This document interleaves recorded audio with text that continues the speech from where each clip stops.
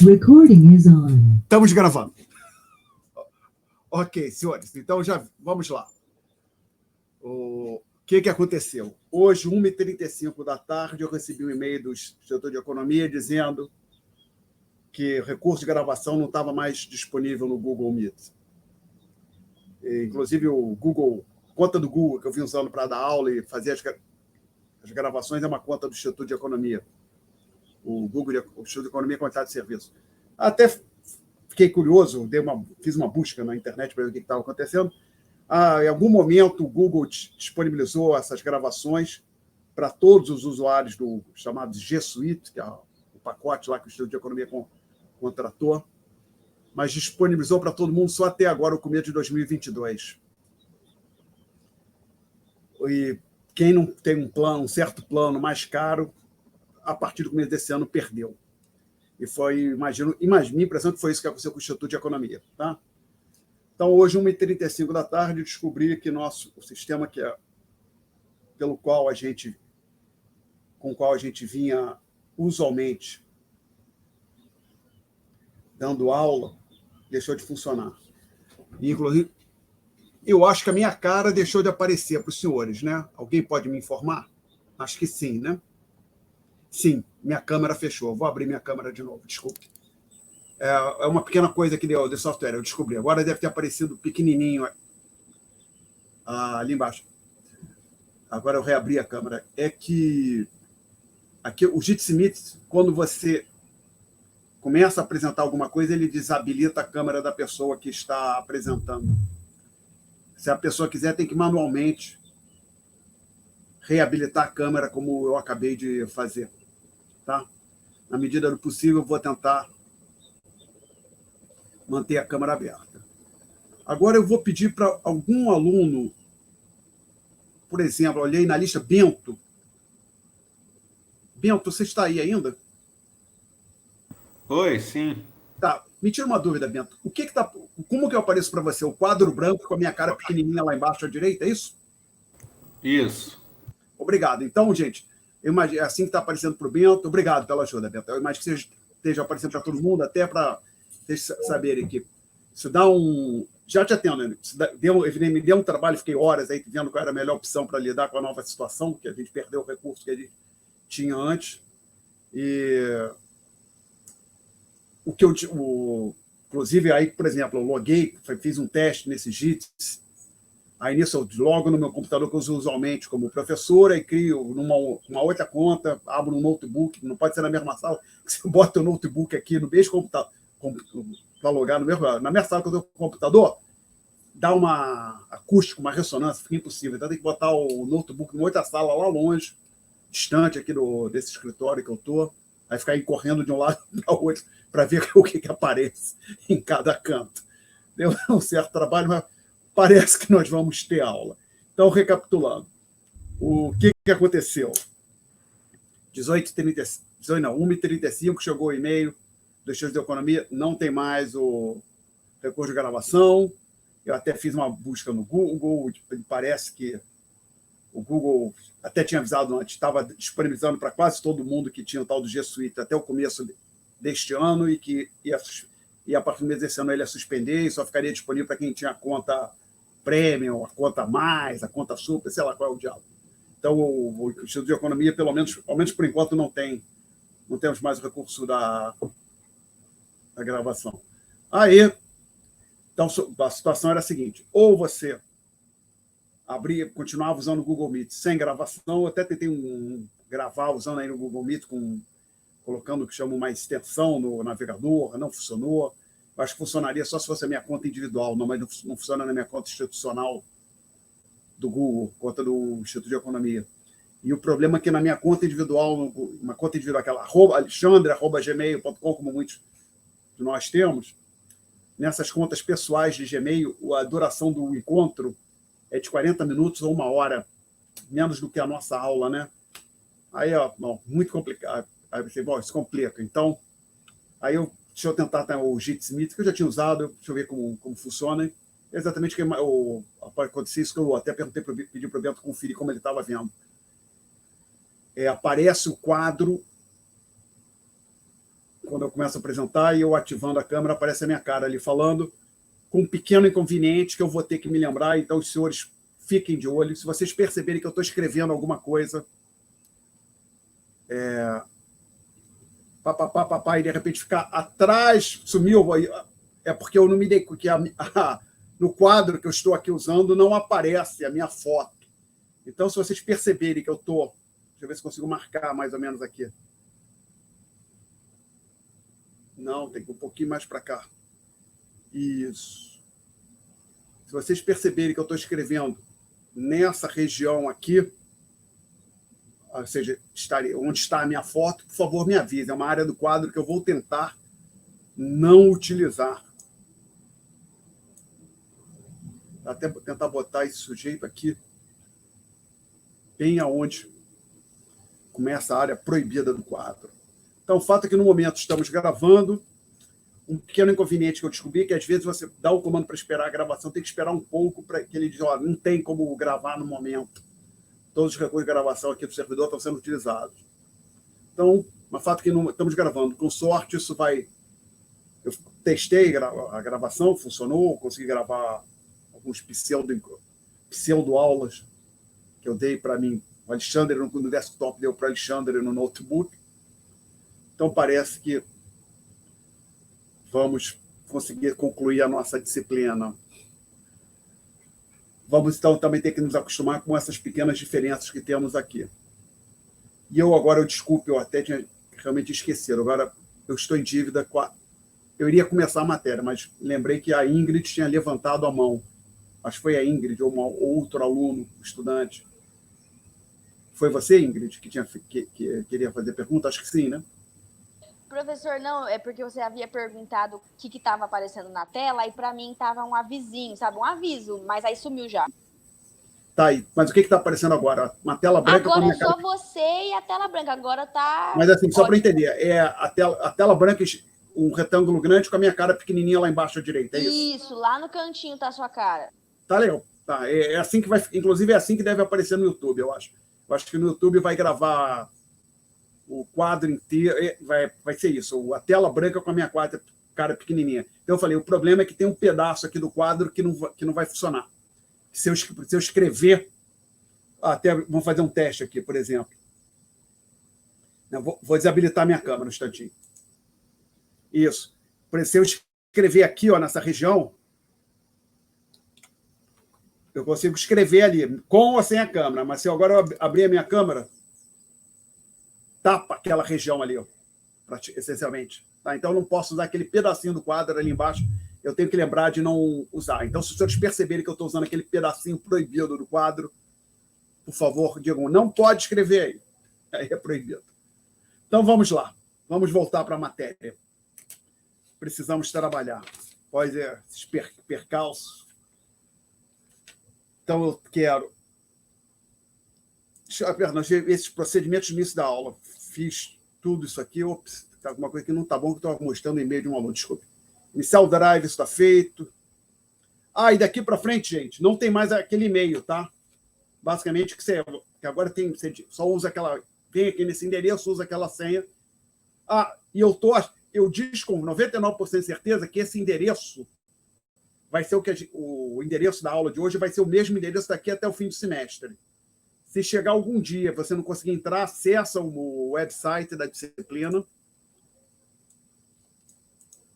Vamos abrir aqui. Quando você vai no website da disciplina,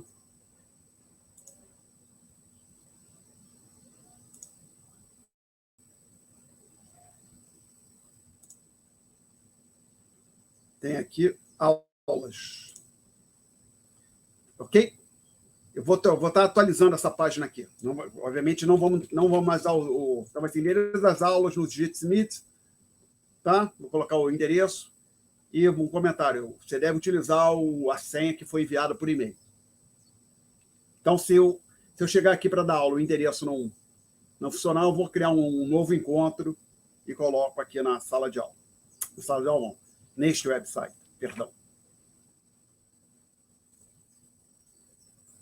Então, ok. Muita emoção hoje. Então, agora eu quero abrir as notas de aula mais uma vez. Estamos no tópico 6.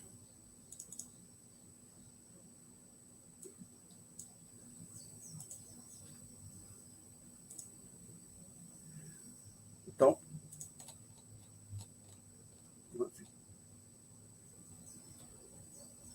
e se não falha a memória, nós chegamos a discutir a figura 3 na aula passada. A figura 3 é essa figura que aqui está, onde a gente consolidava a figura 1 e a figura 2. Então, lembrando, no gráfico superior à direita, aqui, você acha a taxa de juros de equilíbrio.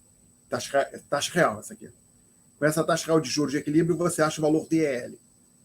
Esse valor DEL também vai ser o saldo das exportações líquidas. Então, agora, dado esse X-chapéu que você projeta aqui para baixo, você acha o 1 sobre Q, né, de equilíbrio, olhando para a interseção dessa reta vertical com a interseção dessa reta, dessa curva de demanda que aqui está. Então, o que nós vamos fazer agora são alguns exercícios.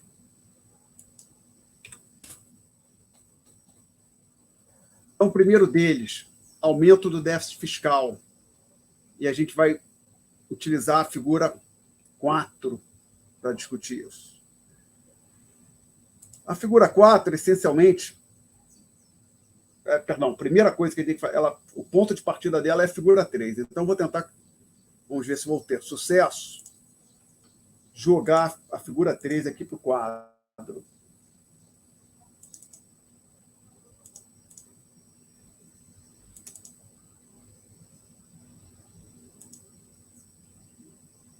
Um minutinho, por favor. Copiar. Não, aqui não abre, tem que abrir com Paintbrush. Abrir com Paint. Selecionar tudo.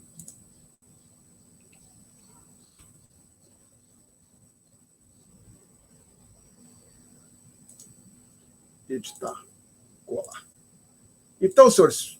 Ai, não.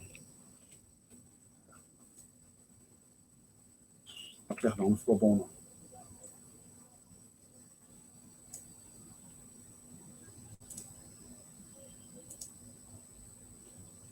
Se os senhores olharem com cuidado, vão ver que isso aí é essencialmente a figura 3, exceto que, por exemplo, esse ponto aqui, que era só A, ou A chapéu, eu numerei. E vamos ter mais de um ponto, como esse ponto A, que é o ponto de equilíbrio na figura 3, era A chapéu. Como vai ter mais de um ponto de equilíbrio, como esse ponto A, eu numerei esse ponto. Então, o que era o R chapéu na figura 3, aqui é o R1. O que era o X chapéu aqui, neste momento, é o X1 e assim vai. Bom, então, o que o nosso exercício envolve? A gente vai assumir que há um aumento do déficit fiscal. O que vai acontecer aqui neste gráfico? Então, lembra que aumentar o déficit fiscal implica que um aumento no déficit fiscal implica uma redução na poupança do governo. Então, isso é redução da poupança da economia. Então, a gente está falando que essa curva S se desloca para a esquerda, conforme eu estou ilustrando aqui. Surge uma curva S2. Então, temos um novo ponto de equilíbrio, A2, aqui.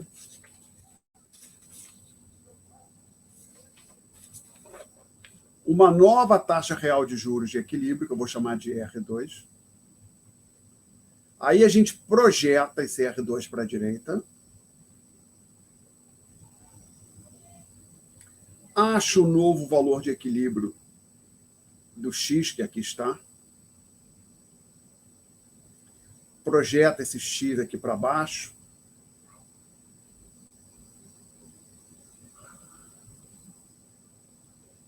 Isso aqui deveria ser uma linha reta, não ficou, peço desculpas por isso. Aqui a gente coloca o número 1. Então, essa aqui é a curva SR. L2. Esse ponto aqui a gente chama de B2. Eu tinha esquecido de chamá-lo de B2. Esse aqui de C2. E a gente tem um novo valor para 1 sobre Q. Eu chamo isso aqui de 1 sobre Q2. Tá? Perguntas até aqui? Não? Então, deixa eu primeiro conferir uma coisa. Fala, Murilo. Queria perguntar 2 coisas. Quando manda mensagem no chat, você sabe ou não? Eu estou com o chat aberto aqui, acho que às vezes eu não vejo, se for como no Google Meet. Assim. Mas aqui, no momento, tudo que eu vou ver no chat é as pessoas falando boa noite, acho que uns 5 responderam quando eu perguntei se estavam me escutando, né? Eu acho. Mas se botar alguma coisa no chat, acho que eu vejo. Já vi alguma coisa aqui no chat, tá? Outra coisa era que, para perguntar, qual era o início da pergunta para fazer aumentar o S2? Não, não foi aumentar. O exercício aqui é aumento do déficit fiscal. O governo aumentou o seu déficit, tá legal? E lembra que o governo aumentar o seu déficit implica que o governo reduz a sua poupança. Que a poupança do governo é o déficit com sinal invertido, é T menos G, a poupança do governo, tá legal? E o déficit é G menos T. Só escrever aqui. O déficit é G menos T, tá? E a poupança do governo é T menos G. Então, pode colocar SG igual a T menos G. Então, quando você diz que aumentou isso aqui, você está diminuindo o T menos G. Ok? Entendi. Então, houve uma redução da poupança da economia. Por quê? Porque a poupança do governo caiu. Então, aquela curva essa, ela se desloca para a esquerda. Tá? Mais perguntas? Então, permito-me só conferir se isso que eu coloquei no quadro é similar à figura 4. Isso aqui deveria ser a figura 4 das notas de aula. Quase lá. Faltou isso aqui, ó. Atenção, Alexandre.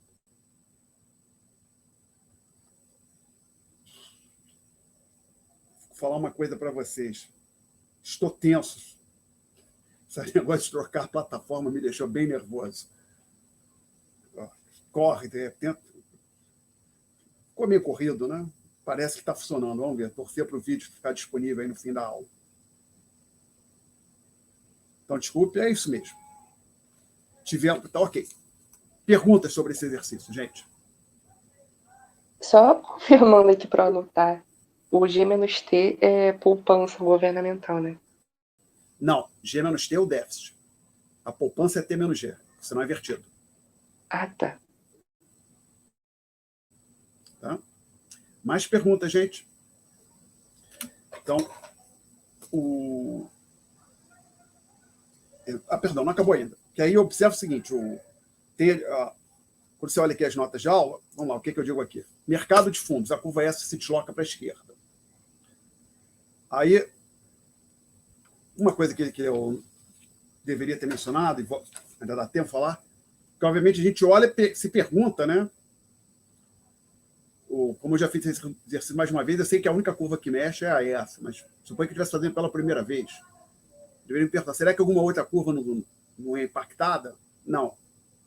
Mas vamos checar. A curva I e T é impactada? Não. Porque a curva I e T é a soma do investimento com o investimento externo líquido. Essa não é impactada. O IEL também não diz respeito a quantas pessoas querem investir no exterior, também não é impactado. Essa curva aqui também, que está relacionada, decorre das operações de comércio exterior, também não é impactada. Tá legal?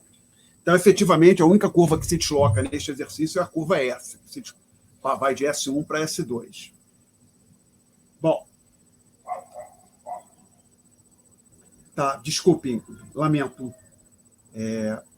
Um comentário. Está muito pior para vocês a qualidade da aula relativamente ao Google Meet?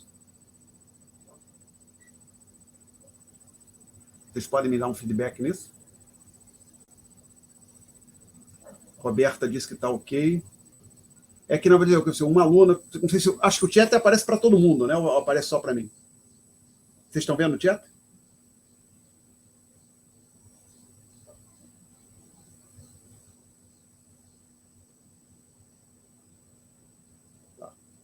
É que uma aluna falou que estava com problema na internet, fiquei na dúvida se era um problema da internet ou do aplicativo.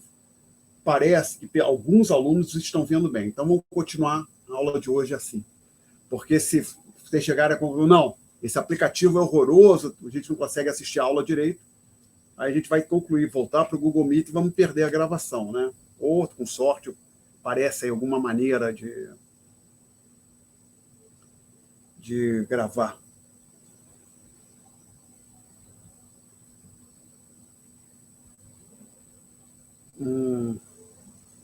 Deixa eu ver uma coisa aqui, Luísa.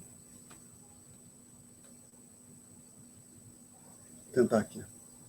Para as pessoas que estão com qualidade ruim, deixa eu ver uma coisa. E o que eu fiz? Eu desabilitei a minha câmera, não gosto muito disso, mas que as pessoas também não precisam ver minha cara, né? Não sei se agrega muita coisa. Espero. Aí vocês me digam o que vocês preferem. Se com a minha câmera desabilitada, se a qualidade do quadro e do que vocês estão recebendo, da imagem que vocês estão recebendo, melhora. Daqui a uns 5 minutos, eu pergunto particularmente para a Luísa. Peço que você fique por aí, Luísa. Eu vou querer saber se melhorou, tá? Vamos ver como é que a gente vai fazer, então, isso. Talvez realmente seja pedir muito dessa plataforma, que ela, como eu falei, quando eu começo a gravar, ela desabilita o meu vídeo. A minha câmera. Possivelmente, ela não é tão poderosa, talvez, quanto o Google Meet, tenha tantos recursos. Talvez tenha uma diferença aqui. Então, outra coisa que acontecia, senhores, que tem nas notas de aula, se for olhar no final da página 3, eu digo o que acontece com as variáveis. Então, vamos olhar o que acontece com essas variáveis. O R, você acha imediatamente aqui no quadro, o gráfico, se olhar para o gráfico, a gente vê que o R aumentou, né? O IEL, a gente vê rapidamente que ele caiu. Como? Só olhar para esses valores aqui, para o X1 e para o X2. Ele era igual a X1, passou a ser igual a X2. Então, o IEL decresceu.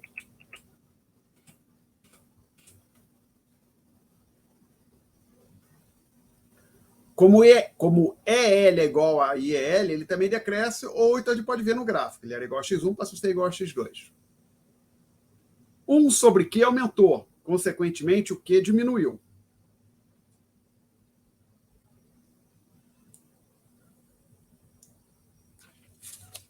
E vamos ver o 1, 2, 3, 4. Eu só discuti essas 4 variáveis, então é o que nós vamos discutir aqui, tá certo? Perguntas. Não. Virando para a próxima página, isso tudo que que eu escrevi no quadro, ou seja, isso que está aqui, a gente tira das notas de aula. Do gráfico. Olhando para o gráfico, a gente vê que isto que está aqui nas notas de aula, na última linha, nessa penúltima linha aqui, realmente aconteceu. Aí eu menciono aqui, é possível concluir que o investimento privado se reduz. Como? Lembra que o investimento privado, ele se relaciona de forma decrescente com a taxa real de juros. E a taxa real de juros aumentou. Então, a gente pode também concluir que houve uma queda no investimento privado. Bom, e aqui eu coloco a explicação dos gráficos. Lembra, nós já discutimos aqui a questão de explicação gráfica, toda questão que tiver um gráfico, eu preciso explicar. Esse aqui é um gráfico mais complicado.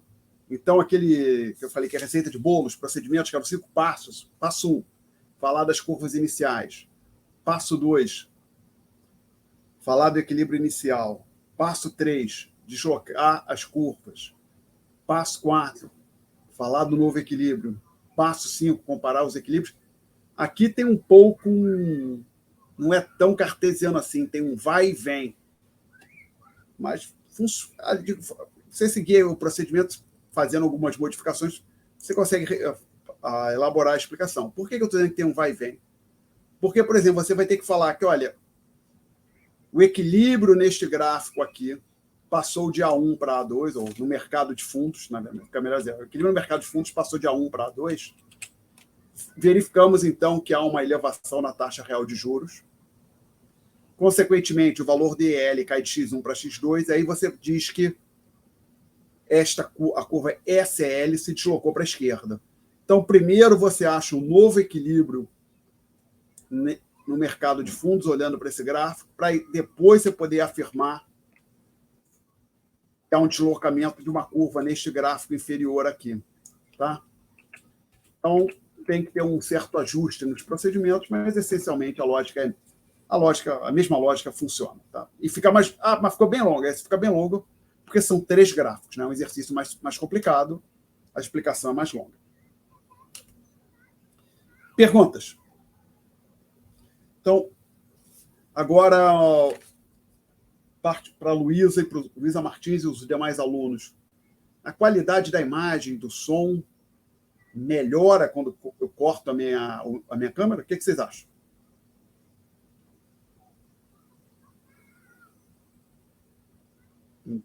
Alguém me dar um... Ainda tem algum aluno aí?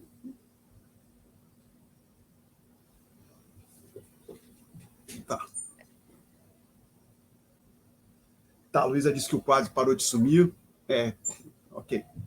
Então, eu acho que daqui para frente olha que prejuízo para vocês. Não vão mais me ver. Meu Deus. O professor Alexandre vai desaparecer. Até que eu gostei dessa ideia, que aí não precisa minha cara feia ficar aparecendo lá no YouTube. Ok. Então, daqui para frente, vamos seguir desta forma. Então, agora, senhores, a gente vai fazer o próximo exercício, onde nós vamos discutir uma cota de importação. Deixa eu ver se com 250 se ainda fica bom. 250, como é que fica com 250? Não, 250 acho que fica muito grande. 230 ou 225.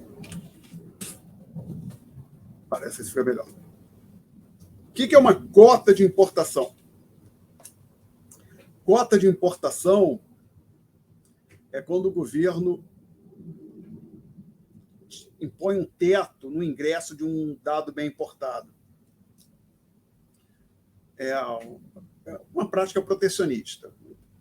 Então, o governo diz o seguinte: nós vínhamos importando batata. O Brasil estava importando batata demais, então agora tem uma cota de batata. Agora, a cada mês, a gente vai admitir no máximo um ingresso de, sei lá quantas, digamos, 10 mil toneladas de batata. Então, a gente vinha importando, em média, 15 a 20 mil toneladas de batata todo mês. Agora tem uma cota. O ingresso máximo no Brasil é de 10 mil toneladas por mês. Tá?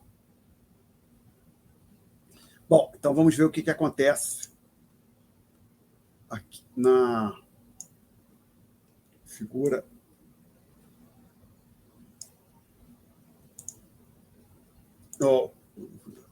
Naquele modelo com 3 gráficos, né? Então vamos lá. Esse é o que eu tinha. Está aqui o equivalente da figura 1. Então a gente toma como ponto. Então a gente tem que pensar o que vai acontecer. Então, o governo colocou uma cota de importação. Eu vou olhar primeiro aqui, para esse gráfico aqui. Não, nenhuma dessas duas curvas é deslocada. Isso não impacta a poupança, nem o investimento. Investimento externo líquido. Quantas pessoas desejam investir no exterior também não. E no gráfico inferior, essa curva aqui, ela só se desloca se esse valor que a gente identificou aqui for alterado. Isso não aconteceu, pelo menos, ainda. Vamos ver o que acontece. Então, no gráfico de baixo.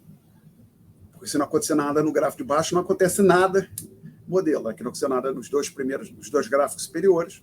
Vamos ver. Essa curva aqui, como já falamos, não se desloca. Sobra essa aqui. Ela se desloca? Ah, sim, porque lembra, quanto maior forem as exportações líquidas, maior vai ser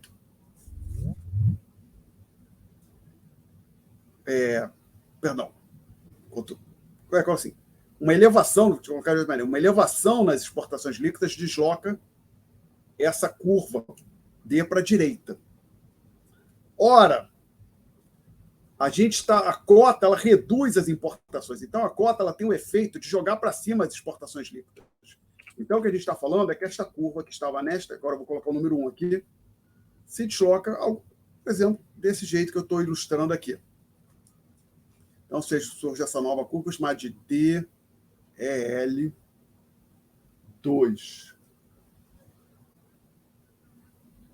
O que aconteceu?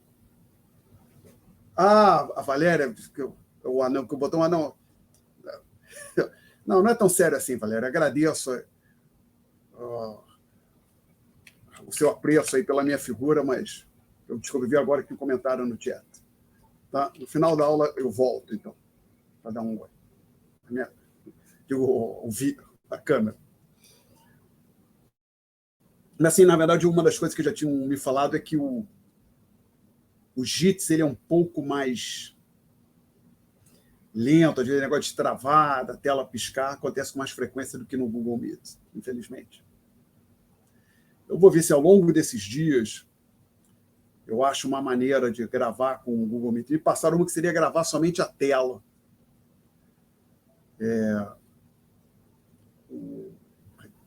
Vamos ver o que dá para fazer. Bom, então essa curva D se desloca para DL, se desloca para a direita. Tá?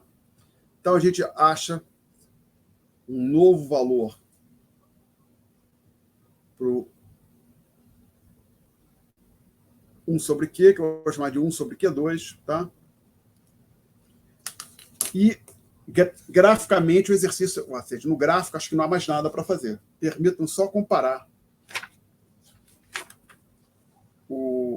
isto aqui que está no quadro com a figura 5. Isso aqui deveria ser similar à figura 5. Sim, é exatamente isso. Tá? Só o que agora ressaltei na figura 5, eu coloquei assim, B1 igual a B2 para deixar claro que não houve o equilíbrio aqui no mercado de fundo não mudou e esse ponto B também não mudou. Tá? Então tem esse A1 igual a 2, B1 igual a B2 nas notas de aula. Tá? Então, o que nós temos?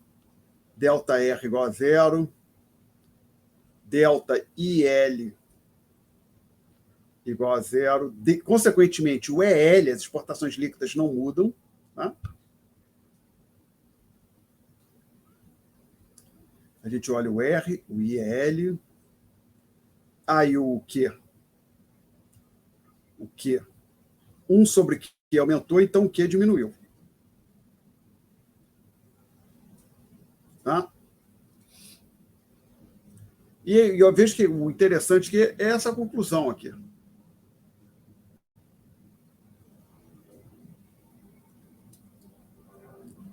Por que, Alexandre? Porque, veja bem, o governo colocou uma cota de importação, o governo dificultou as importações. Muita gente pensa, não, com isso vai reduzir as importações, consequentemente o saldo comercial vai aumentar. O problema é que as exportações líquidas são igual ao IEL. Em equilíbrio tem que ser igual ao IEL. E o IEL permaneceu constante, consequentemente, este sujeito aqui não pode mudar, o IEL não muda. O que acontece, então?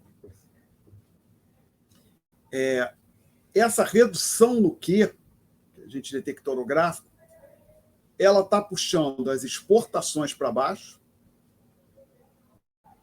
porque quanto menor o Q, menor as exportações e maior a importação. Então, o governo criou cota. Isso deveria, depois a cota, as importações. Isso deveria puxar a balança comercial, melhorar o saldo da balança comercial, porque a gente iria importar menos. De fato, acaba que a gente importa menos, mas, porém, a gente exporta menos também. Porque com essa queda no que? Puxa, lembra, o EL é igual a X menos M. Então, a queda no que realmente puxou o X para baixo, mas como isso aqui ficou constante, é que no frigir dos ovos o M também cai, e cai exatamente no mesmo valor que o X. Tá? Perguntas? Então, nas notas de aula, eu digo ΔR igual a zero. Então, tem esses comentários, exatamente isso aqui nas notas de aula, aparece esse comentário aqui. E eu menciono, isso é uma apreciação do câmbio real. Aí eu digo, as exportações e importações caem pelo mesmo valor. Existe um aspecto sutil no comportamento das importações. Esse aspecto sutil é justamente aquela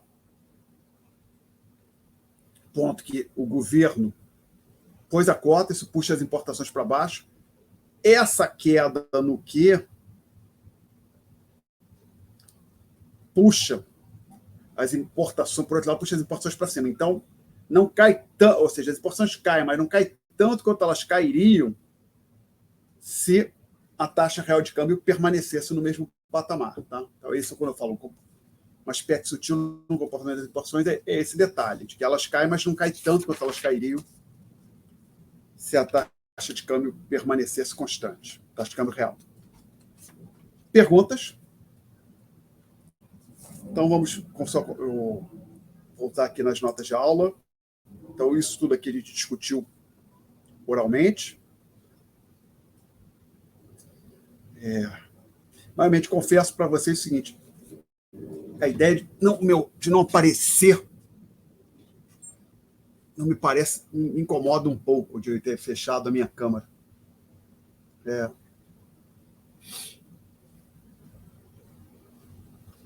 Bom,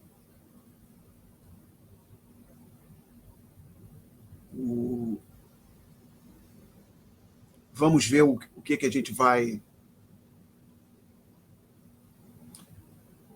Vamos fazer agora esse exercício 3. Fuga de capitais, que é um exercício que está na página 397 do livro texto.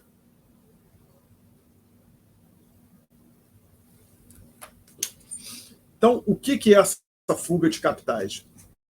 Uma maneira, acho que no momento, então vou interromper a apresentação, depois eu retomo, espero que eu lembre disso.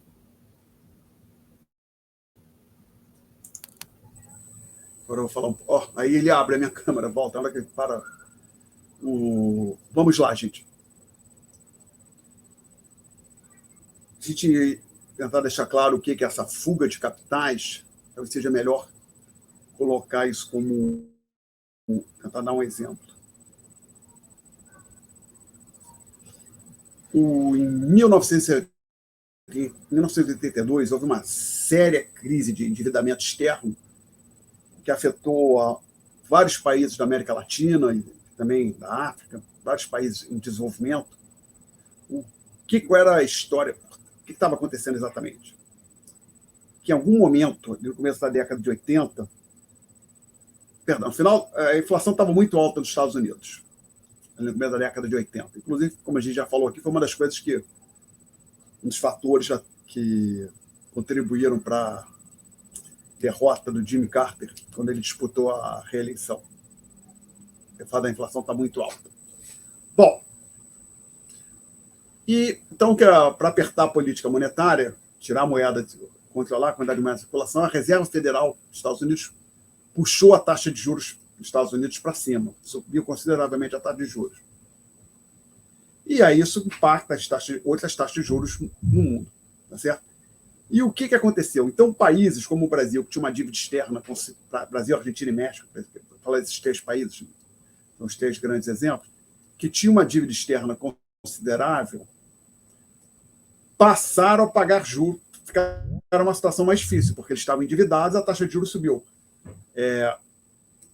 Então, aqui, inclusive, você tinha alguns empréstimos com chamada taxa de juros flutuante, que a cada 3 meses a taxa de juros era repactuada, ou a taxa de juros acompanhava quase que instantaneamente o comportamento da da LIBOR, que é uma taxa de juros do mercado britânico, ou uma outra taxa de referência. Tá? Então, o fato é que, na hora que a taxa de juros dos Estados Unidos subiu, isso puxou outras taxas de juros para cima, então o custo de carregamento daquela dívida que os países tinham ficou mais alto. Tá? E países como o Brasil, Argentina e México ficaram numa situação difícil. Em setembro de 87, o México decretou moratória.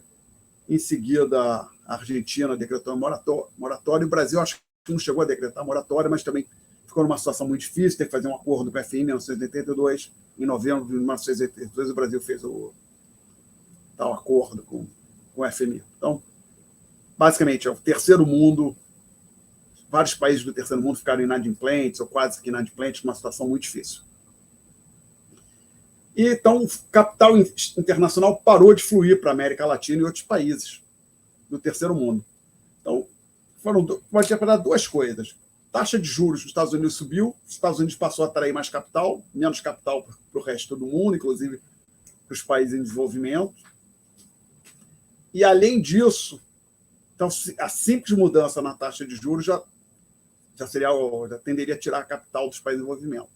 Juntou, vamos colocar assim, jogamos lenha na fogueira, ou gasolina na fogueira, vou colocar assim, porque quando os países ficarem inadimplentes, aí é que ninguém quer colocar dinheiro no país que está inadimplente com as suas obrigações externas. Né? Então, houve o fluxo de capitais para a América Latina, secou, inclusive, pessoas que tinham dinheiro, agentes que tinham recurso investido no Brasil tentaram tirar. Aí também brasileiros tentaram que tinham recurso aqui, porque no Brasil tentaram mandar para o exterior. Então, ali houve um problema de perda, de fuga de capitais da América Latina e outros países em desenvolvimento. Então, assim, pensa, a história de fuga de capitais é que alguma coisa então muda no país, e os investidores que até então vinham investindo e tinham recursos no país resolvem tirar os recursos do país. Tem até uma expressão em inglês, sudden stop, parada súbita, tá? Para discutir esse fenômeno. Então, o grande exemplo que tem, que se encontra nos livros textos, é a crise de 1982. Bom, então a gente vai discutir e tentar usar esse modelo que nós estamos usando, com 3 gráficos, para discutir isso. Então, tem que lembrar de voltar a apresentar. Então, vou embora.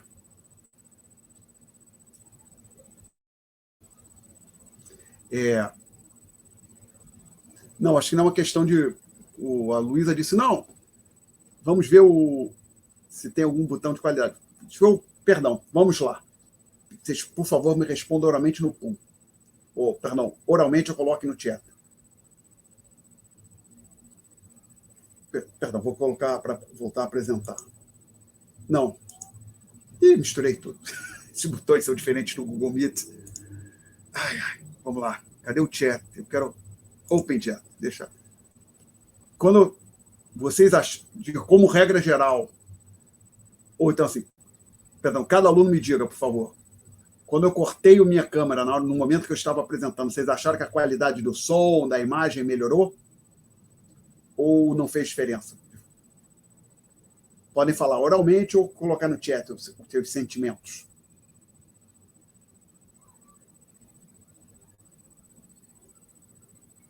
Valéria, Vitória, desculpe. Você quis dizer que estava bom com quadro e cara do professor, não é isso? Ou estava bom só com quadro?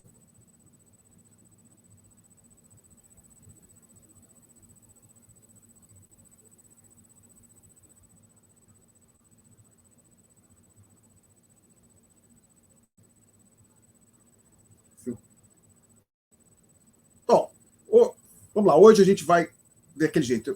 Que vamos lá, que tem uma coisa, como eu disse, o programa faz. Então vamos lá. A Fábio disse que não fez muita diferença. Eu vou, então, botar aqui de volta. Não, vou colocar para apresentar isso aqui. E aí vou abrir a câmera. Então, vamos lá. Deixa eu só ver uma coisa aqui, peraí. Deixa eu fazer um teste.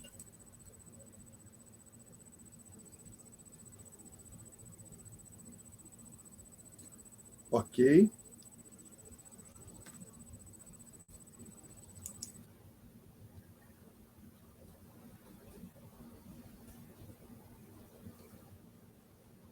Vamos lá, gente. Fiz um teste aqui. Vamos ver minha luz. Eu acho que faz diferença, sim. Olha só. Com a câmera aberta, eu vou traçar fazer aqui uma linha curva.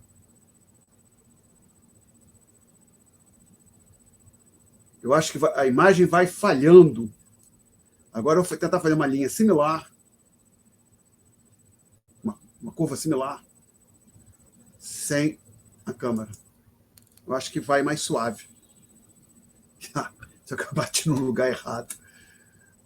Peraí, não. A apresentação aqui. Share. Okay, quero botar o chat de volta. Não, chat é aqui. Vamos lá. Aqui sem a câmera. Agora, de novo, a linha com a câmera.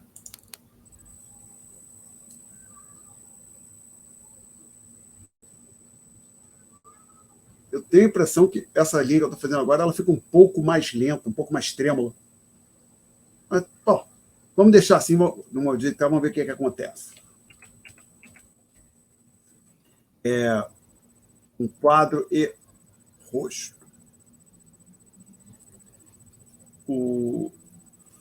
Então, a gente quer usar esse modelo que a gente está discutindo para analisar essa situação chamada fuga de capitais. Então, vamos pensar curva de investimento externo líquido, olhando para esse gráfico aqui. Ela deveria, justamente isso que a gente está falando. As pessoas não querem mais investir no Brasil. Então, vamos pensar o que deve acontecer com essa curva. Tá? Vamos deixar para depois. Aqui alguma coisa deve mexer. Agora, então, vamos ver agora, voltar aqui para deixar então para mexer com esse gráfico aqui no final. Esse gráfico aqui, agora. A curva S, a princípio, só é de ilustra quantas pessoas desejam poupar, a relação entre quantos agentes desejam poupar e a taxa real de juros. A princípio, isso não porque a gente assumir que ela se deslocou. Então, vamos deixar a curva S parada. Essa aqui não muda, não. Aí vamos devagar com o Andor. Porque aqui a gente tem o seguinte: o IT é igual ao investimento, mais no doméstico, né? Mais chamado investimento externo líquido. A gente vai mexer com o IEL. Então, essa curva IT vai ser impactada. Vamos assumir que o I não é afetado. Tá? Porque você pode dizer, olha, essa fuga de capital, os agentes pensam que, devido à fuga de capitais, a economia vai crescer menos nos próximos anos. Isso deveria, então, reduzir o investimento doméstico, impactar o investimento doméstico de forma negativa, ou seja, ele sofre uma queda. Mas a gente vai assumir, por simplicidade, que a curva de investimento não é afetada.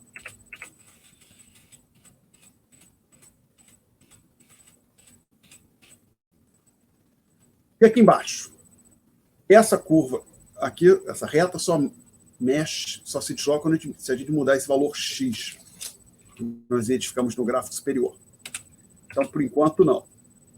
E a curva DL? A princípio, essa curva não é afetada, que ela é determinada pelas condições variáveis relacionadas à posição da curva. DL é determinada por variáveis e fatores relacionados ao comércio exterior, não ao fluxo de capitais com o resto do mundo. Então, vamos pensar aqui o seguinte. Então, a curva alguma coisa acontece com a curva IEL. O que deveria acontecer? A ideia é relativamente simples. Para uma mesma taxa de juros, por exemplo, como já está aqui no gráfico R1, vamos olhar para o próprio R1, nós deveríamos ter um fluxo de capital menor no país, ou seja, o investimento o ingresso de capital no Brasil menor, consequentemente, mais capital, ou de outra maneira, mais capital saindo do Brasil. Então, para essa mesma taxa de juros, se antes os brasileiros estavam investindo no exterior X1, agora a gente está mandando mais recursos para o exterior, ao invés de valor. X1 teria algum valor aqui à direita. Então, o que realmente interessa para a gente é que a curva IEL deveria se deslocar para a direita, conforme essa ilustração que eu estou fazendo aqui. Tá?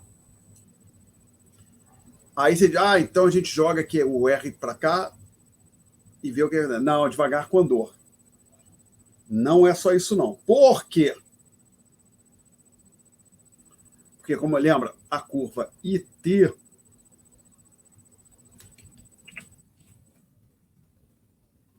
é igual a I mais IEL. Tá?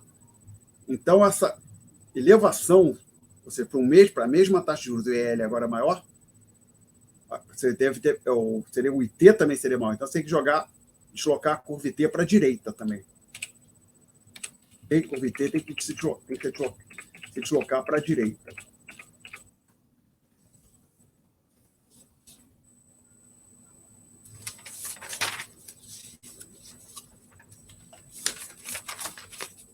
Perdão.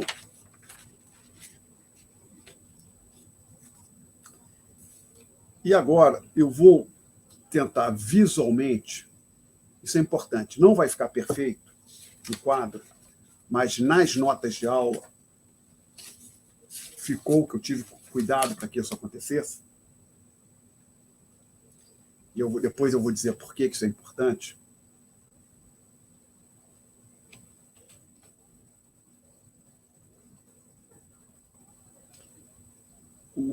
O deslocamento que a gente tem aqui da curva IT, então essa aqui é uma curva IT1, essa aqui vai ser a curva IT2. O que eu estou querendo enfatizar?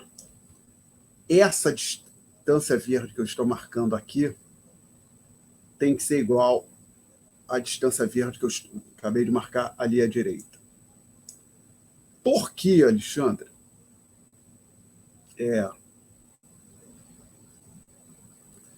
Observe o seguinte, mantendo a taxa de juros no patamar R1, essa distância verde que aparece aqui seria o crescimento do IEL se a taxa de juros permanecesse no patamar R1, tá legal?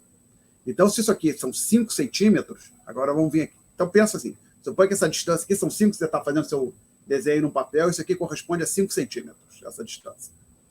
A minha afirmativa é, estritamente falando, essa distância aqui também deveria ser de 5 centímetros. Por quê?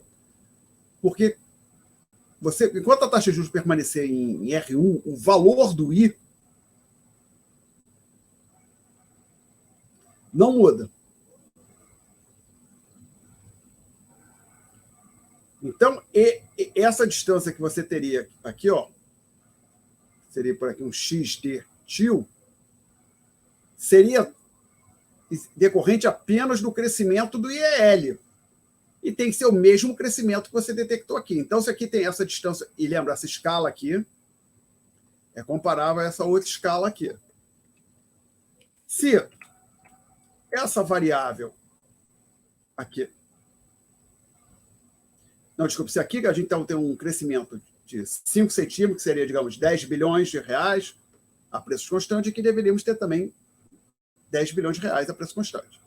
Então, esse é um exercício que tem essa sutileza. Inclusive, o livro não fez isso corretamente.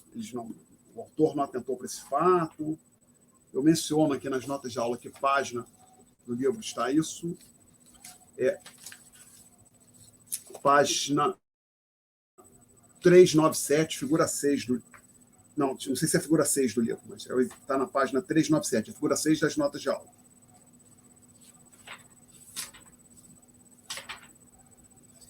É a figura 7 das notas de aula. Vou deixar aqui. Depois a gente fala desse gráfico, do livro. Tá? Bom, então agora que eu fiz esse comentário, vamos seguir em frente com o exercício. Acabou? Não acabou nada. Por enquanto, a gente apenas deslocamos as curvas. Agora temos que completar os gráficos. Então, o que acontece?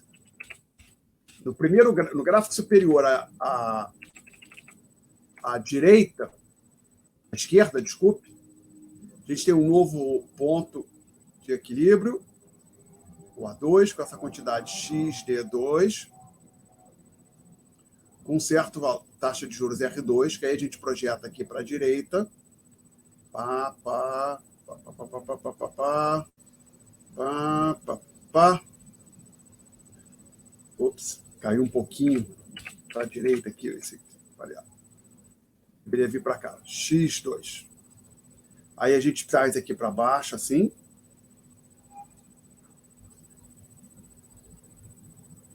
X2. E aqui, então, a gente tem um novo...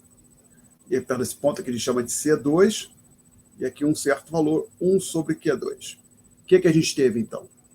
Um ΔR positivo, um ΔIEL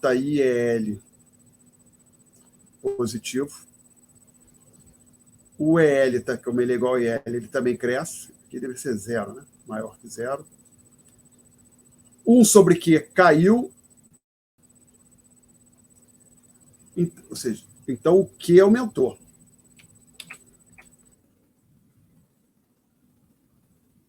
Ok? Então, pergunto como comparar esse gráfico.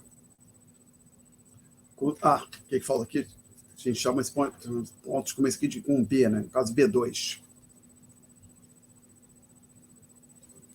Ok. Essa figura que está aí está consistente com o que foi feito que vocês têm nas notas de aula. Deixa eu só voltar e ver uma coisa agora aqui. Tá? A gente sabe que acaba acontecendo uma queda no investimento doméstico, do valor do investimento, porque, apesar da função da curva de investimento que estaria subjacente ao IT, lembra? Pensa assim, tem o IT que é igual ao I mais o IL, ou seja, como se tivesse uma curva só para essa variável aqui, a própria curva não mudou, mas o valor do I muda, porque o R sobe e tem uma relação decrescente entre o R e o I. Desculpa, eu falei o I muda, o I cai, na verdade. Né? Então, a gente pode concluir que, pela elevação do R, que o I de equilíbrio caiu. Bom, tem um investimento menor na economia, ou seja, a fuga de capitais, um dos resultados dela é que o nosso investimento, no sentido de acumulação de capital físico, é menor agora. Então, o país tende a crescer, pelo menos por um período de transição, até que haja uma retomada do fluxo de capitais, tende a crescer menos, porque vai estar acumulando menos capital físico. Então, alguém quer fazer uma pergunta até aqui? Então, o que eu desejo ilustrar aqui neste momento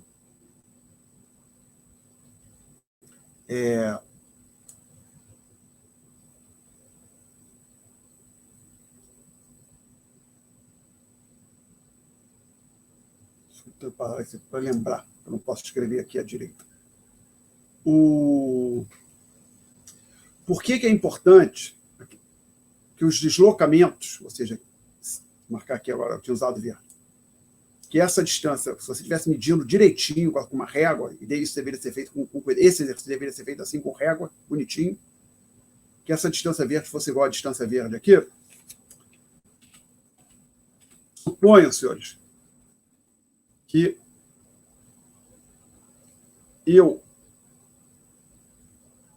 de forma descuidada, não atentasse para o fato que essa distância verde aqui, deixa eu ver, que essa distância, eu apaguei, né? Que essa distância verde aqui deveria ser igual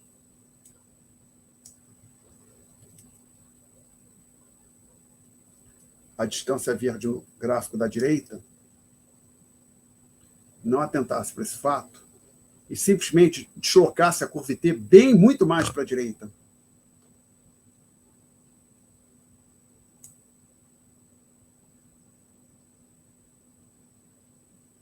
Conforme eu vou ilustrar aqui em vermelho. Suponha que eu colocasse a curva T passando bem aqui. Ó.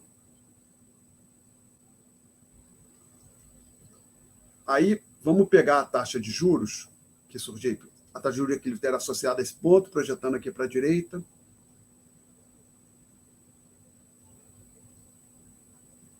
Teria alguma coisa desse tipo. E o que seria o X2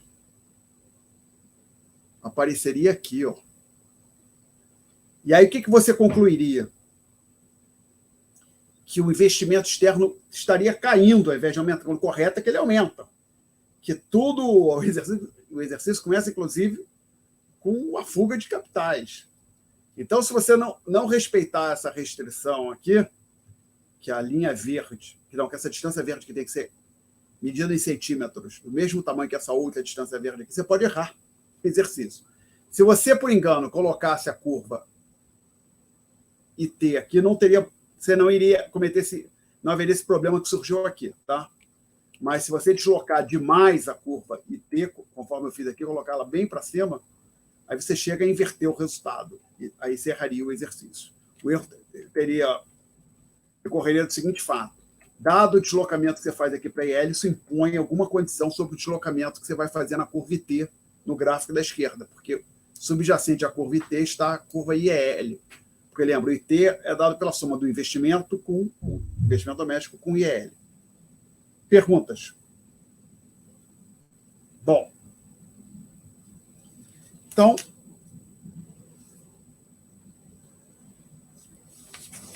isto liquida este tópico 6.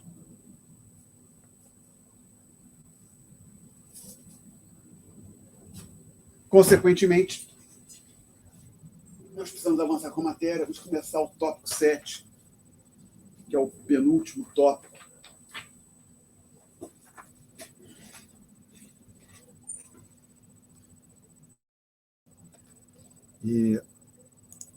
Então, vou abrir aqui as notas de aula referente ao tópico 7.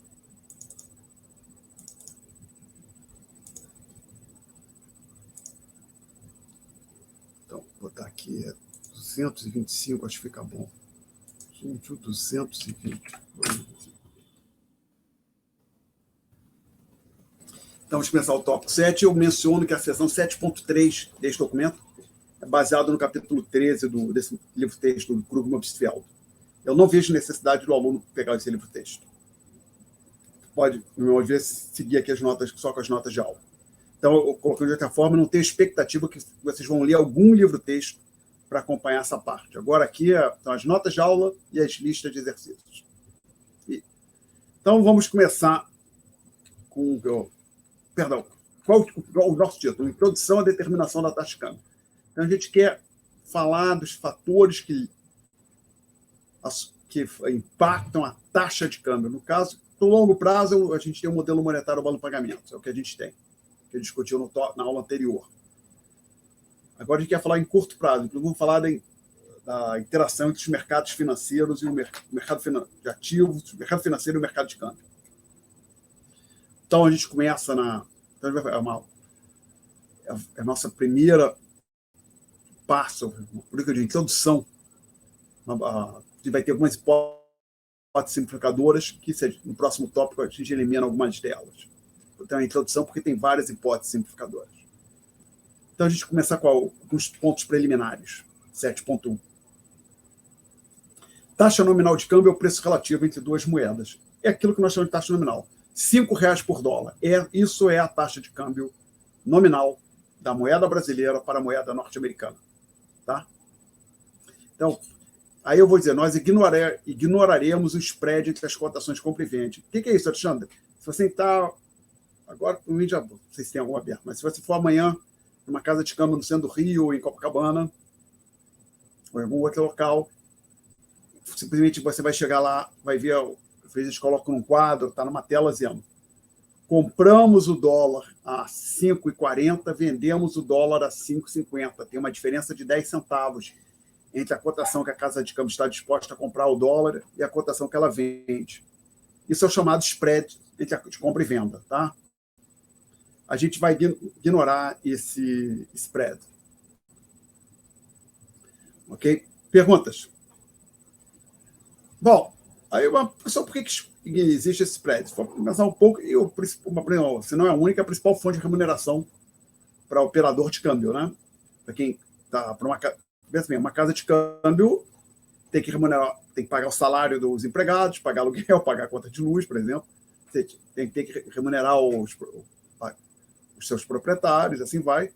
Então, se ela pensa, até por cima que ela somente faz câmbio, compra e venda, aqui no Brasil, uma casa que somente compra e vende dólar. O grosso da remuneração dela vai vir da diferença entre a condição de compra que ela compra e vende o dólar. Perguntas? Não. Então, a gente vai seguir o próximo passo. Eu digo, denote a taxa de câmbio real-dólar. Aí tem um subscrito, uma nota de pé de página, nota de pé de página 1, onde eu chamo a atenção. Não confunda as expressões taxa de câmbio real, que a gente já discutiu. Taxa de câmbio real é aquele, só para lembrar, taxa de câmbio real é isso aqui. Era o que chamou de Q.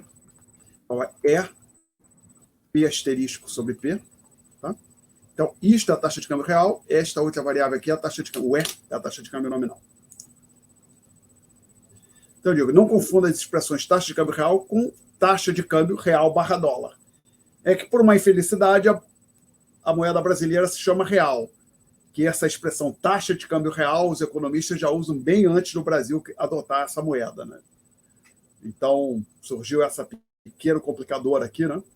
Pode, então, gerar uma certa confusão, alguém confundir esta expressão com esta outra, que não confunda, são coisas distintas.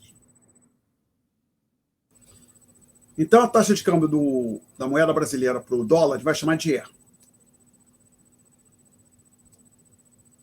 Aí eu digo, para que não sejam possível ganhos de arbitragem sanitária, depois eu vou discutir o que é esse conceito de arbitragem, é preciso que a taxa de câmbio dólar real seja igual a 1 sobre E.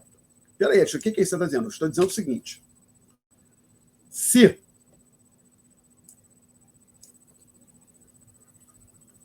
hoje você compra $1 com R$5,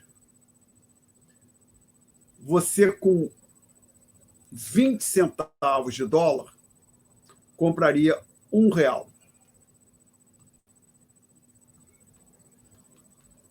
Ou seja, então vamos lá, só para não haver dúvida. Isto aqui é a taxa de câmbio nominal real dólar, na primeira linha. Se essa taxa de câmbio real dólar é igual a 5, a taxa de câmbio dólar para real tem que ser o recíproco, 1 sobre E. E quem é 1 sobre E?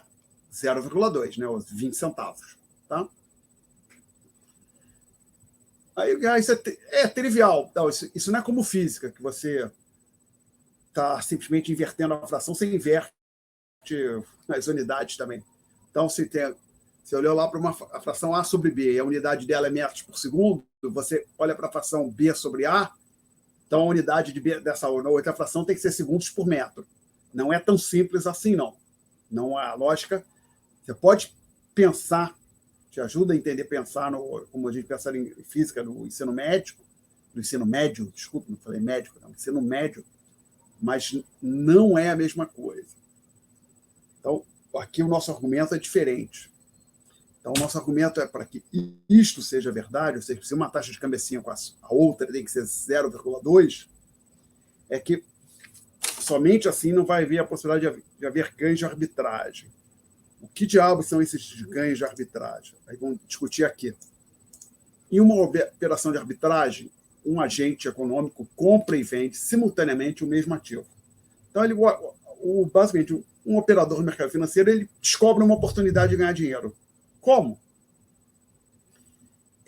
Ao mesmo tempo que ele está comprando dólar, ele está vendendo dólar. Ao mesmo tempo que ele está comprando a ação da Vale, ele está vendendo a ação da Vale. Tá?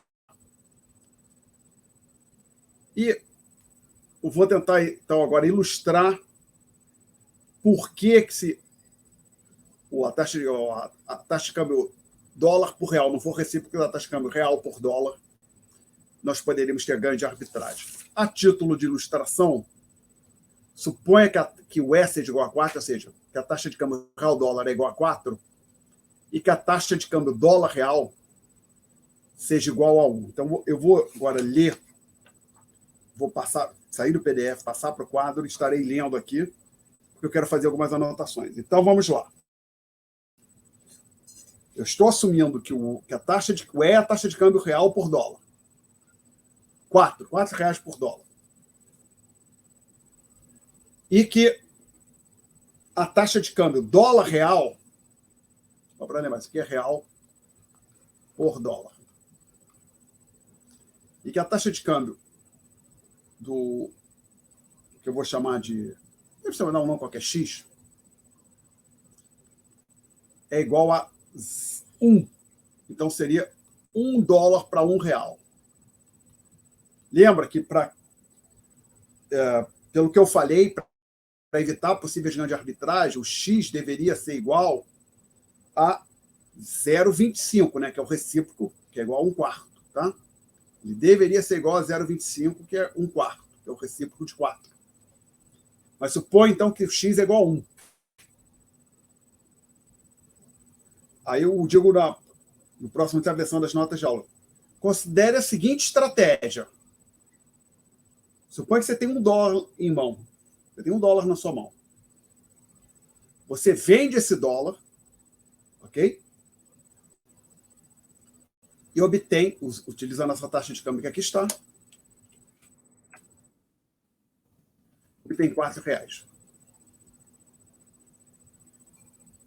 Então, você começa com $1.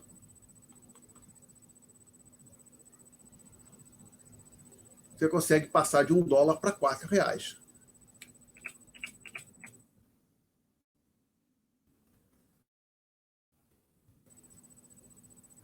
Tá? Agora que você está com R$4 em mãos,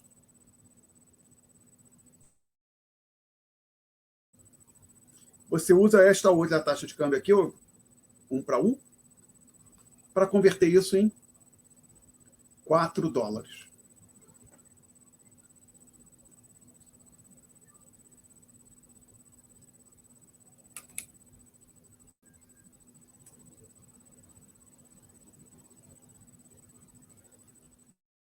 Pronto.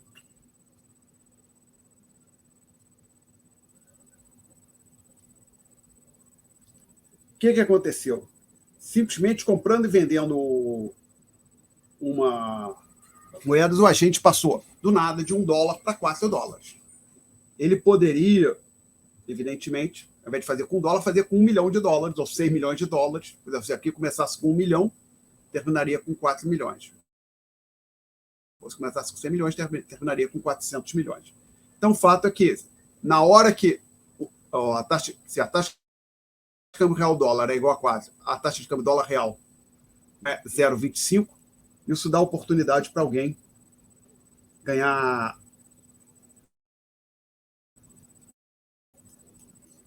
Ok?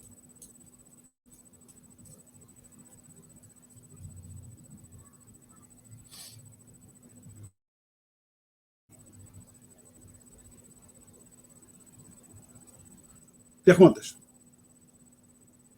Até aqui. Então, vamos lá. Daqui para frente, a gente vai assumir que se a taxa de câmbio real dólar é 4, a taxa de câmbio dólar real é 0,25. Se a taxa de câmbio dólar-euro é 2, a taxa de câmbio euro-dólar tem que ser 50 centavos. E assim vai, tá? Porque senão abre a oportunidade dos agentes ganharem dinheiro do nada. Aí alguém, mas não acontece isso. Aí vamos lá. Quando é uma oportunidade de ter esse tipo de ganho, um ganho de arbitragem, simplesmente comprando e vendendo o mesmo ativo, né? Que, inclusive, se você for olhar aqui a explicação que eu coloquei aqui com detalhes, tá? Perdão, está aqui. Veja bem, o que o agente fez? Que eu disse, venda em seguida, esse em seguida é só para facilitar a exposição. Na verdade, não é para o seguinte, ao mesmo tempo que ele está vendendo $1 e comprando para obter R$4, o agente já está usando, ou seja, é tudo simultâneo, usando os R$4 para comprar 4 $4, tá legal? Bom,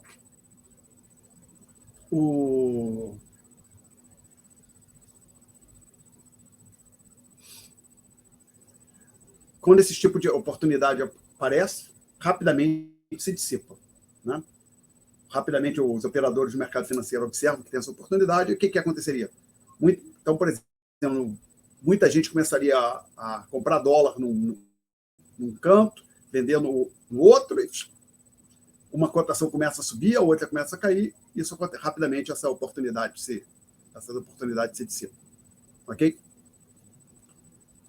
Bom, perguntas?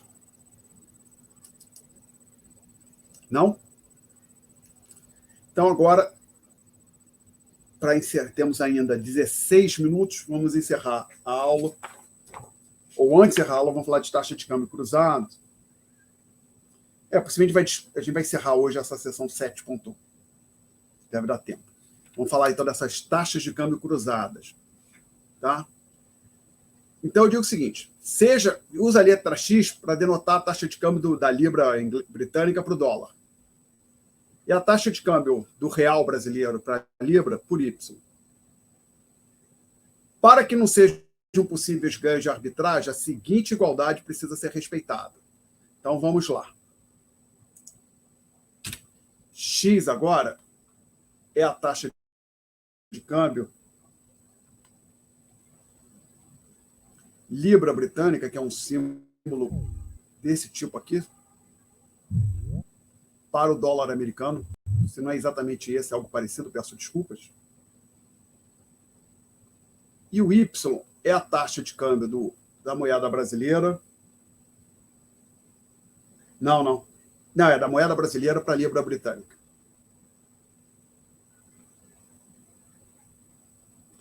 E lembrando que o E é a taxa de câmbio da moeda brasileira para a moeda norte-americana. Tá? Aí eu disse assim, para que não sejam possíveis ganhos de arbitragem, a seguinte igualdade precisa ser respeitada.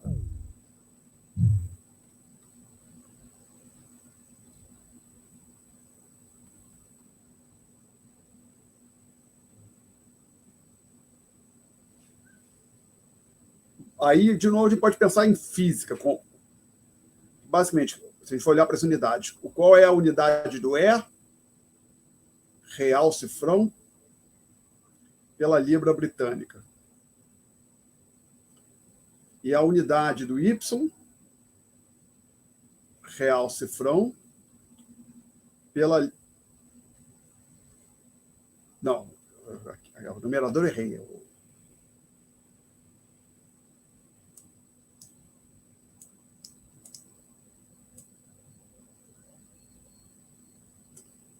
O E é real por dólar, né? Desculpe.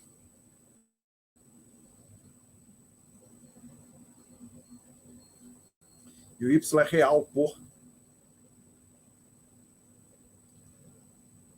libra. Então, você pode pensar o seguinte, é como se cancelasse real por real, isso aqui deveria, então, a unidade dessa fração aqui, olhando com cuidado, você vai concluir que é libra por dólar. É isso? Vai ser 1 sobre o S, é real sobre vezes libra, isso. Libra por dólar. Tá? Que é inclusive essa que está aqui. Então, pode pensar em termos de física. Mas, de novo, eu falei, o argumento não é unidade, como a gente faz no curso de física, nos cursos de física do ensino médio. O argumento para dizer que nós sabemos o seguinte, se essa taxa de câmbio é igual a 4, esta outra taxa de câmbio é igual a 2, então esta taxa de câmbio aqui precisa ser igual a taxa de câmbio X precisa ser igual a 2. O argumento é, de novo, que a gente, somente assim, quando isso for satisfeito, não é impossível ter ganho de arbitragem. Então, eu dou mais uma vez um exemplo. Suponha que o E é igual a 4, taxa de câmbio real dólar, 4 dólares, R$4 por dólar. Taxa de câmbio libra-dólar 1 para 1. E taxa de câmbio do real para libra 2. Esses valores não respeitam a igualdade 1, né? Porque para respeitar a igualdade 1, a gente precisaria que o x, vou colocar em vermelho, entre parênteses, que o x fosse igual a 2, né? Se a gente olha, tá certo? Ou qual deveria ser o valor de x? Que a gente pega, então, 4, divide por 2, 2. Então, x também deveria ser igual a 2. Então, vamos assumir que os valores em azul se verificam e vamos dar um jeito de ganhar dinheiro. O que a gente deveria fazer? A gente pega assim, pega $1,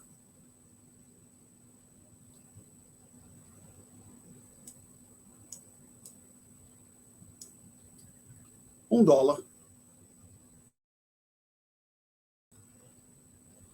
e converte esse dólar em R$4, porque a taxa de câmbio real dólar é 4. Então, nós temos aqui em mãos R$4 nesse momento. Em seguida, a gente utiliza esses R$4 para comprar 2 libras. Por quê? Porque o Y é a taxa de câmbio do real para a libra britânica. Então, com esses R$4 que nós temos, a gente consegue obter 2 libras britânicas. Agora, de posse dessas 2 libras britânicas, a gente usa o fato que a taxa de câmbio da libra para o dólar é de 1 para 1, lembra o hipótese x igual a 1, para comprar $2. Ok. Então, o que aconteceu?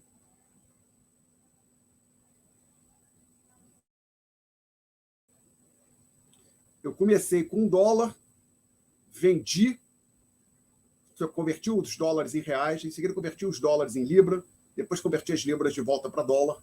Ou seja, pode pensar assim, no mercado brasileiro eu vendi dólar, no mercado britânico eu comprei dólar.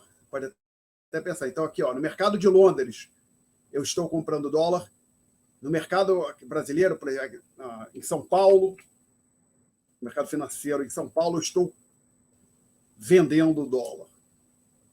Ok? Pode pensar que a gente está fazendo isso. E aí, eu passei de $1 para $2. Vai vir passaria de 1 milhão. Se eu pudesse fazer isso, passaria de 1 milhão para 2 milhões, de 100 milhões para 200 milhões. Tá? Então, colocando de outra forma, se essa igualdade aqui não for satisfeita, é possível que alguém ganhe dinheiro simplesmente comprando e vendendo ativo. Nós vamos assumir que isso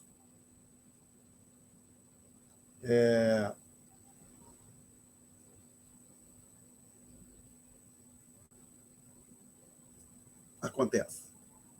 Então, vi que agora alguém falou que está travando, eu vou, ou deixa eu falar mais, eu vou cortar a câmera para ver se melhora. Cortar a câmera aqui. Tá? E, desculpa, Muri, depois eu vi que tinha uma pergunta sua antiga. Eu peço que me faça no fim da aula, que eu não percebi que tinha aparecido no chat. Desculpe. Bom, então, recapitulando o que a gente fez até agora, a gente viu o seguinte.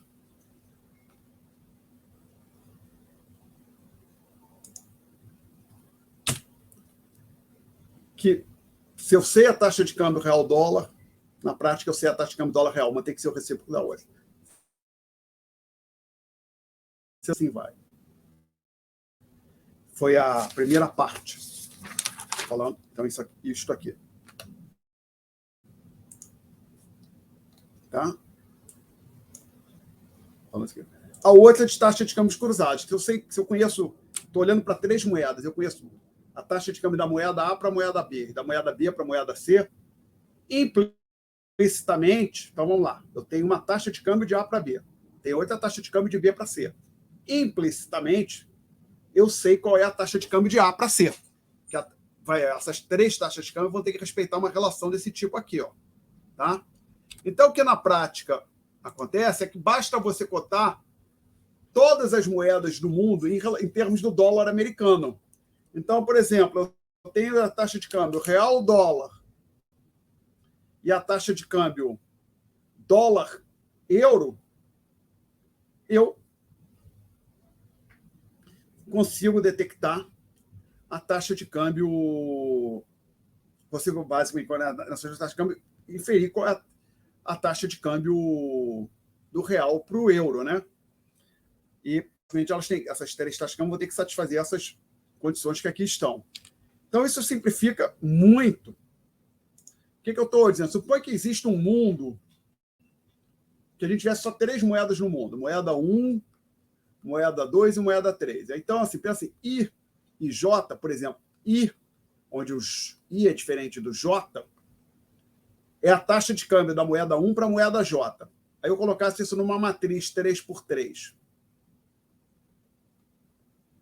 Então, eu colocaria aqui 1, porque 1 e 1 na chamada diagonal principal. A diagonal principal seria a taxa de câmbio de uma moeda para ela mesma. E aqui seria E12, seria a taxa de câmbio da moeda 1 para a moeda 2. Então, eu colocasse aqui 0,2. E aqui eu colocasse 4. Tá? Ora, mas quem é esse aqui? Esse aqui é o E21. Teria que ser o recíproco. Vou marcar, até usar cores aqui. Desculpa. Vou marcar com cores. Essa taxa de câmbio aqui tem que ser o recíproco da outra. Tem que ser 5.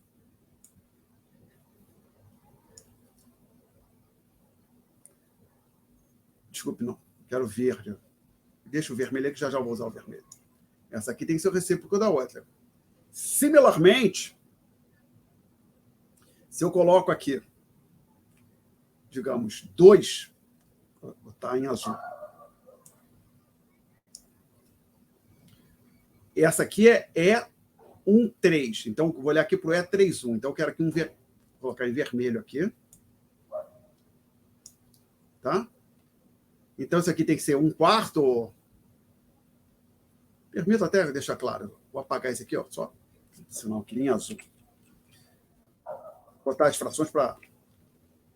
Não que haja qualquer complicação, mas vai que alguém olha rápido, não se dá conta. Eu estou dizendo o seguinte, essa aqui tem que ser 1/5, né?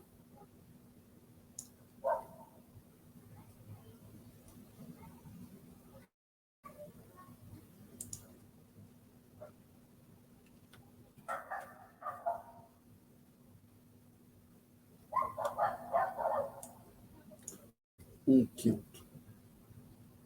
E essa aqui, então, é a taxa de câmbio da moeda 3 para a moeda 1, e aqui a taxa de câmbio da moeda... Aqui seria E13, da moeda 1 para a moeda 3, aqui tem que ser da moeda 3 para a moeda 1, tem que ser o recíproco. 1/4. Tá? E esse aqui é de 2 para... 2,3. E23, posição linha 2, coluna 3. Então, aqui é 3,2. Linha 3, coluna 2, teria que ser o recíproco, 1,5. Então, vou pegar uma outra cor aqui, vou pegar o preto. Tá? Então, isso facilita consideravelmente a análise. Basicamente, se você for... Ops! Só que aqui eu esqueci uma coisa, hein? Vamos lá. Primeira coisa, usando só a ideia dos recíprocos. A gente precisa conhecer, agora se for pensar com essa discussão que tem aqui, só esses números que eu vou marcar em verde. Tá? Porque os outros têm que ser o recíproco, né? Aqui na diagonal principal 1 e aqui o recíproco. E mais ainda, que isso aqui é um 3. E esse aqui é um... Não, aqui é um 2. Deixa eu botar então em azul.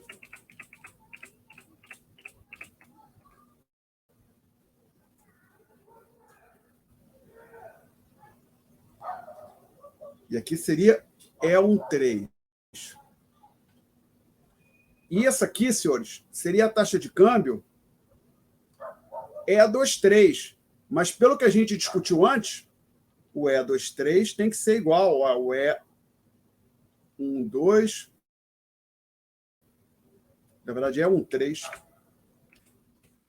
É um 3 sobre E12. Tá? Teria que ser... Mas, então, isso aqui é 1/4 e 1, na verdade, isso aqui precisaria ser 1. Tá? E aqui também teria que ser também. Então, na verdade, agora se for pensar, eu não preciso conhecer toda a matriz. Na verdade, a única coisa que eu preciso conhecer é essa linha aqui. Basicamente, então, tem a taxa de câmbio do dólar para o dólar, do dólar para o euro, por exemplo, 1/4 ou 2, seja lá qual for o valor, a taxa de câmbio do dólar para a libra, aí se for, ao invés de 3, tivesse um número maior de moedas, 5, 10. Tá? Então, na verdade, o resumo de tudo isso, para você falar das taxas de câmbio,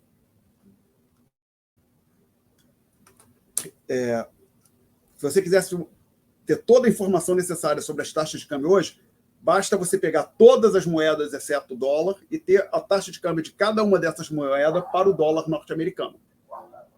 As demais taxas de câmbio é o recíproco ou uma combinação de duas.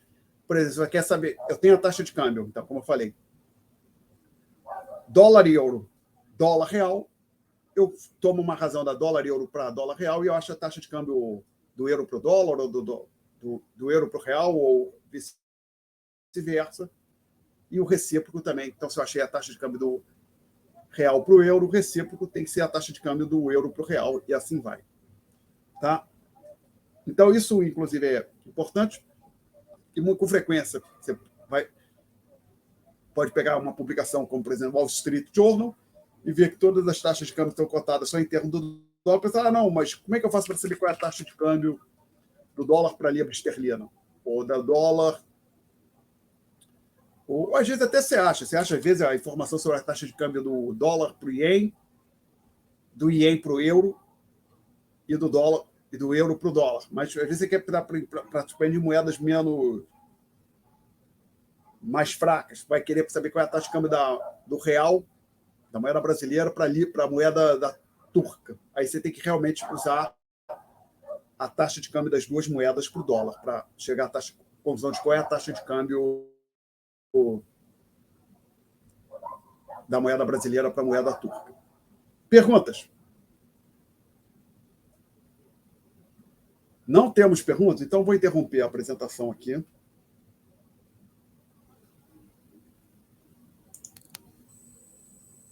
Ok, minha câmera voltou. Eu vou tentar interromper a gravação. Espero ter sucesso nisso. Não deve ser muito complicado.